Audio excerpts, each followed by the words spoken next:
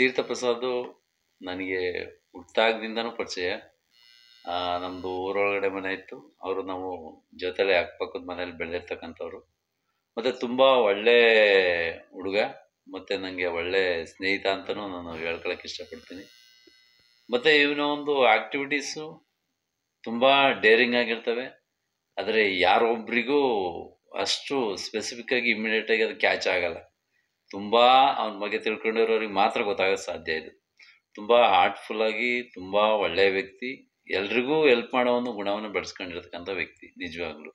ಇದು ಎಷ್ಟೋ ಸಾಮಾನ್ಯ ಜನಗಳಿಗೆ ಮತ್ತು ಯಾವುದೇ ಒಂದು ದೇವಸ್ಥಾನಗಳಿಗಾಗಿರ್ಬೋದು, ದಾನ ಧರ್ಮಗಳನ್ನ ಮಾಡೋದಾಗಿರ್ಬೋದು, ಎಲ್ಲದರಲ್ಲೂ ತುಂಬ ಒಂದು ಮುಂದೆ ಇವರು ಇದ್ದಾರೆ. ಮತ್ತು ಹೊಸ ಹೊಸ ಒಂದು ಕಂಪ್ನಿಗಳನ್ನ ಸ್ಟಾರ್ಟ್ ಮಾಡೋದು, ಮತ್ತು ಇಲ್ಲಿರ್ತಕ್ಕಂಥ ನಮ್ಮ ಮ್ಯಾನ್ ಪವರ್ ಏನಿದೆ, ತುಂಬ ಲೇಬರ್ ಒಂದು ಕಡಿಮೆ ವೇತನವನ್ನು ತೆಗೆದುಕೊಳ್ತಕ್ಕಂಥವ್ರನ್ನ ಅವರ ಒಂದು ಕಂಪ್ನಿಗೆ ಸೇರಿಸ್ಕೊಂಡು ಅವ್ರಿಗೆ ಏನು ಈಗ ಮೊಬೈಲ್ ಕೊಡ್ಸೋದಾಗಿರ್ಬೋದು, ಅವರ ಒಂದು ಫ್ಯಾಮಿಲಿಗೆ ಸಂಬಂಧಪಟ್ಟಂಥ ಅವರ ಮಕ್ಕಳುಗಳನ್ನ ಸ್ಕೂಲಿಗೆ ಸೇರಿಸೋದಾಗಿರ್ಬೋದು, ಅವರ ಆಸ್ಪತ್ರೆಗಳ ಖರ್ಚಾಗಿರ್ಬೋದು, ಎಲ್ಲವನ್ನೂ ಸಹ ಇವತ್ತು ದೊಡ್ಡ ದೊಡ್ಡ ಕಂಪ್ನೀಸ್ಗಳೇ ಮಾಡ್ತಾ ಇಲ್ಲ.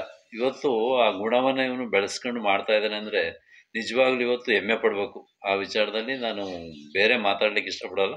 ತುಂಬ ಒಳ್ಳೆಯ ವ್ಯಕ್ತಿ, ಅದನ್ನು ಹೇಳಲಿಕ್ಕೆ ನಾನು ಇಷ್ಟಪಡ್ತೀನಿ. ನನಗೆ ನಿಜವಾಗ್ಲೂ ತುಂಬ ಖುಷಿ ವಿಚಾರ. ಏಕೆಂದರೆ ನಮ್ಮೂರಿನಲ್ಲೇ ತುಂಬ ಹಳೆಯದಾದ ದೇವಸ್ಥಾನ ಇದ್ದಂಥ ಒಂದು ಊರು.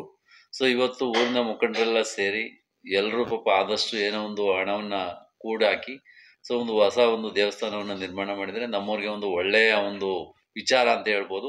ಸೊ ಅದಕ್ಕೂ ಸಹ ತೀರ್ಥಪ್ರಸಾದ್ ಅವರ ಒಂದು ಕೊಡುಗೆ ಇದೆ.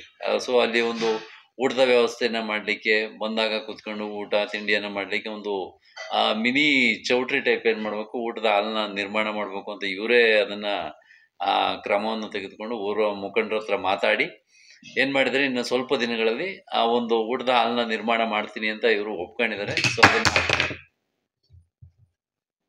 ಅದನ್ನು ಮಾಡಿಸ್ಕೊಟ್ಟೇ ಕೊಡ್ತಾರೆ. ಸೊ ಇದಕ್ಕೆ ಮುಂಚೆನೇ ಮಾಡಿಸ್ಕೊಡ್ಬೇಕು ಅಂತ ತೀರ್ಮಾನ ಮಾಡಿದ್ರು. ಅದು ಊರಿನ ಮುಖಂಡ್ರೆ ದೇವಸ್ಥಾನ ಓಪನಿಂಗ್ ಆದಮೇಲೆ ಮಾಡಿಸ್ಕೊಡ್ತೀನಿ ಅಂತ ಹೇಳಿದ್ದಾರೆ. ಸೊ ಇವರು ಅದಕ್ಕೆ ಒಪ್ಕೊಂಡು ಎಷ್ಟು ಖರ್ಚಾದರೂ ನಾನು ಮಾಡಿಸ್ಕೊಡ್ತೀನಿ ಅಂತ ಹೇಳಿದ್ದಾರೆ. ಸೊ ಊರಿನ ಎಲ್ಲ ಒಂದು ವಿಚಾರದಲ್ಲಾಗಿರ್ಬೋದು, ಕುಡಿಯೋ ಒಂದು ನೀರಿನ ವ್ಯವಸ್ಥೆ ನಮ್ಮೂರಿನ ನಿಜವಾಗ್ಲೂ ಇಲ್ಲ. ಸೊ ಅದಕ್ಕೂ ಸಹ ಏನಾರು ಒಂದು ವ್ಯವಸ್ಥೆಯನ್ನು ಮಾಡ್ತೀನಿ ಅಂತ ಏನು ಮಾಡಿದರೆ ಹೇಳಿದ್ದಾರೆ, ಅದನ್ನು ಸಹ ಮಾಡಿಕೊಡ್ತಾರೆ ಅನ್ನೋ ಒಂದು ಇದು ಒಳ್ಳೆಯ ಅಭಿಪ್ರಾಯ ನನ್ನಲ್ಲಿದೆ. ತುಂಬ ಒಳ್ಳೆಯ ವ್ಯಕ್ತಿ. ಇದ್ರ ಬಗ್ಗೆ ಬೇರೆ ಇನ್ನೇನು ವಿಚಾರ ಹೇಳಲಿಕ್ಕೆ ಇಷ್ಟಪಡಲ್ಲ. ತುಂಬ ಒಳ್ಳೆಯ ವ್ಯಕ್ತಿ ಅಂತ ನಾನು ಹೇಳ್ತೀನಿ. ಸರ್ ಅವ್ರು ಮಾಡ್ತಾ ಇರ್ತಕ್ಕಂಥ ಒಂದು ಹಾದಿ ಇದೆಯಲ್ಲ, ಸೊ ಅದು ದರ್ಶನನ್ನು ಮೀರಿಸೋ ಒಂದು ಹಾದಿ ಅಂತ ನಾನು ಅಂದ್ಕೊಳ್ತೀನಿ ನಿಜವಾಗ್ಲೂ. ಇವತ್ತು ತುಂಬ ಕಷ್ಟಪಟ್ಟು ಓದಿರ್ತಕ್ಕಂಥ ಹುಡುಗ ಇವನು. ಇವತ್ತು ಇದಕ್ಕಿದ್ದ ಹಾಗೆ ಪೂನಾಗೆ ಹೋಗಿ ಸೆಟಲ್ ಆಗಿ ಸೊ ಅಲ್ಲಿ ಒಂದು ಕೆಲವೊಂದು ಶಾಪ್ಗಳನ್ನ ಓಪನ್ ಮಾಡಿ ಸೊ ಅಲ್ಲಿ ಸಾಕಷ್ಟು ಈಗ ಇಲ್ಲಿಂದ ಹೋದ ತಕ್ಷಣ ಇಮಿಡಿಯೇಟಾಗಿ ಡೆವಲಪ್ ಆಗೋದು ತುಂಬ ಕಷ್ಟ. ಸೊ ಅಲ್ಲಿ ಎಲ್ಲವನ್ನು ಫೇಸ್ ಮಾಡಿ ಇವತ್ತು ಈ ಮಟ್ಟಕ್ಕೆ ಬೆಳೆದಿದ್ದಾನೆ. ಬಾಂಬೆನಲ್ಲೂ ತುಂಬ ಮನೆಗಳು ಮಾಡಿದ್ದಾನೆ, ಮತ್ತು ಅಂಗಡಿಗಳು ಶಾಪ್ ಓಪನ್ ಮಾಡಿದ್ದಾನೆ, ಮತ್ತು ಬೆಳಗುಳದಲ್ಲೂ ಇವಾಗ ಒಂದು ಮನೆಯನ್ನು ಕಟ್ತಾ ಇದ್ದಾರೆ ಅವರು ಇರಲಿಕ್ಕೆ ಅಂತವ.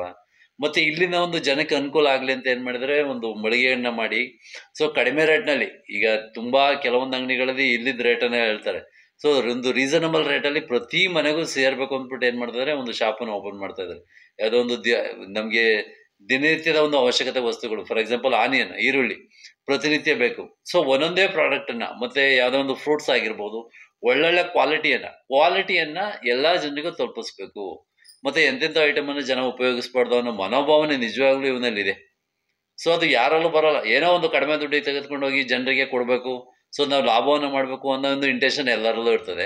ಸೊ ಆದರೆ ಇವನಲ್ಲಿ ಅಂಥ ಒಂದು ಇಂಟೆನ್ಷನ್ ಇಲ್ಲ. ಎಲ್ಲ ಜನರಿಗೂ ಒಳ್ಳೆಯ ಪದಾರ್ಥ ಸಿಗಬೇಕು, ಅದು ಕಡಿಮೆ ಬೆಲೆಗೆ ಸಿಗಬೇಕು ಅನ್ನೋ ಒಂದು ಮನೋಭಾವನೆ ಏನಲ್ಲಿ ಇದ್ದಾಗ ಇವನು ಫಿಲ್ಮ್ ಮಾಡೋದ್ರಲ್ಲಿ ಯಾವುದೇ ತಪ್ಪಿಲ್ಲ. ಸೊ ಇವನು ಫಿಲ್ಮು ನಿಜವಾಗ್ಲೂ ಒಳ್ಳೆಯ ರೀತಿಯಲ್ಲಿ ಓಡುತ್ತೆ ಅನ್ನೋ ಒಂದು ಅಭಿಪ್ರಾಯ ನನ್ನಲ್ಲಿದೆ.